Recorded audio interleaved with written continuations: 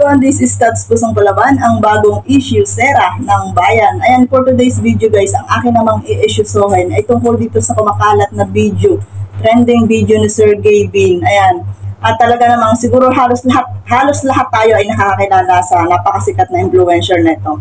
At ito ngayon guys, yung video niya na kumakalat ngayon na binabatikos at inuulan ng pangbabash ngayon sa social media, itong si Sergey Bin. So ayan guys, panoorin natin yung kanyang video at nakikita sa video na ayun, habang nag-live sa TikTok si Sergey Bin ay hinahalikan niya sa screen itong picture ni Mika Lim na member ng BINI. Ayan.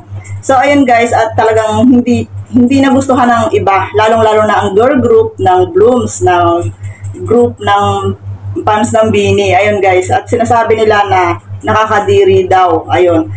At syempre, kanya-kanya naman tayo mga saloobin sa video na to. Malaya ang bawat isa na magbigay ng kanilang nararamdaman, magpahayag ng kanilang nararamdaman. Pero nakikita naman sa video, ayan na sumasayaw pa si Sergey Bin dito habang sinasabayan niya yung grupo ng kababaihan sa likod.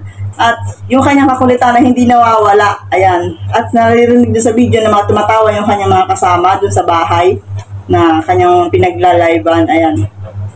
So para sa akin guys, kung ako naman talaga yung tatanungin sa issue na to, syempre igagalang ko kung ano yung opinion mo, igagalang ko yung saloobin mo. Pero yung saloobin ko, kung ipapahayag ko, para sa akin wala akong nakitang na karumal-dumal, wala akong nakita na ganon. Kasi sa pagkakilala ko kay Sergey Bin sa mga vlogs niya, talagang meron siyang angking kakulitan, makulit, mahilig magpatawa. Siguro, lahat naman tayo guys ay nagkakamali. Lahat ng tao ay nagkakamali sa kilos, sa salita.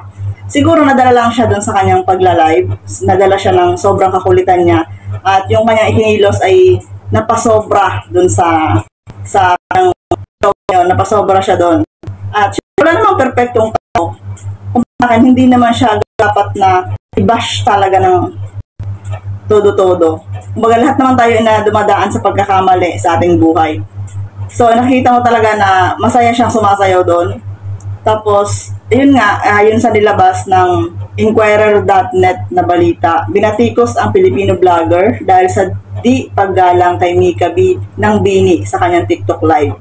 Ayun, ang influencer na si Gavin Kapinpin na mas kilala bilang Sergey Bin ay inuulan kumakailan ng batikos matapos kumalat ang screen recording sa kanyang TikTok na nagpapakitang hindi niya nirerespeto ang imahe ni Mika Lim, isang miyembro ng Filipino girl group na BINI. Sa video, makikitang tumatawa ang influencer habang pabiro na hinahalikan ang larawan ng girl group na hindi naging maganda sa Blooms, ang pangalan ng fandom ng BINI. Lalo na kung gaano kabokal ang mga babae tungkol sa paggalang sa mga babae. Ang aksyon ay nagdulot ng galit mula sa iba pang mga tagahanga na tumatawag kay Sergey Bin na kadiri.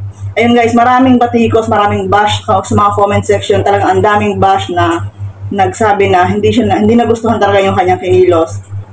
Pero sabi ko nga guys, lahat tayo ay nagkakamali. Lahat tayo ay napapasobra sa ating kilos at sa ating salita. Wala pong perfectong tao. Para sa akin, kung ako tatanungin nyo, Sergey Bin pa rin ako. So yun lang, maraming salamat sa inyong panonood. At yun naman ang aking pahayag sa aking nararamdaman sa issue na ito. At kung ikaw ay meron ding gustong sabihin, may gustong iparating, ay malaya kang i-comment yung iyong saloobin sa ating comment section. At kung hindi ka pa nakasubscribe sa ating channel, ayan, guys, please, subscribe niyo po ako kasi ako ang bagong issue sera ng bayan at lagi akong maglalabas ng mga bagong issue sa kung ano ang trending issue natin ngayon. So, ayan guys, maraming salamat. This is Stats Pusong Palaban. Thank you so much. Bye-bye!